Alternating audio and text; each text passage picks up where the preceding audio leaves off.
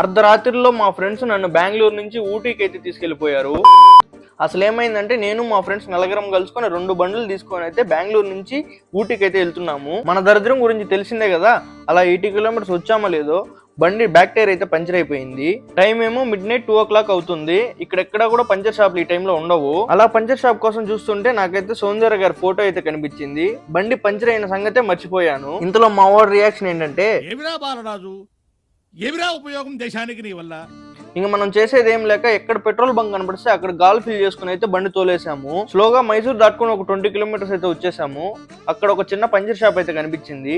మా వాడు పెద్ద సేల్ని అయితే తొక్కిచ్చేస్తున్నాడు. నైట్ 1 గంటకు బయలుదేరిన వాళ్ళం ఊటీ చేరేసరికి 11 అయితే అయిపోయింది. ఈ దున్నం చూసారు కదా, బాహుబలి సినిమాలో బలాల దేవ దగ్గర దెబ్బలు తిన్న దున్న ఇది. సమ్మర్ లో వచ్చాం కదా, మంచి అయితే ఎక్కడ పెద్దగా పడలేదు. కాకపోతే మంచి లొకేషన్స్, సీనరీస్ అయితే బాగా కనిపిస్తాయి. అండ్ మీకు వచ్చేసి Ooty tour plan and budget details, ఊటీలో ఎక్కడ స్టే చేయాలి అండ్ మనం ఊటీలో చూడాల్సిన లొకేషన్స్ ఏమి, అవన్నీ ఫుల్ డీటెయిల్స్ అయితే మన యూట్యూబ్ ఛానల్లో అయితే ఫుల్ వీడియో చేసి పెట్టాను. సో అదన్నమాట సంగతి. మన ఛానల్ అయితే ఫాలో చేసుకోండి, లైక్ చేయండి, సబ్స్క్రైబ్ చేసుకోండి ఫర్ మోర్ డీటెయిల్స్.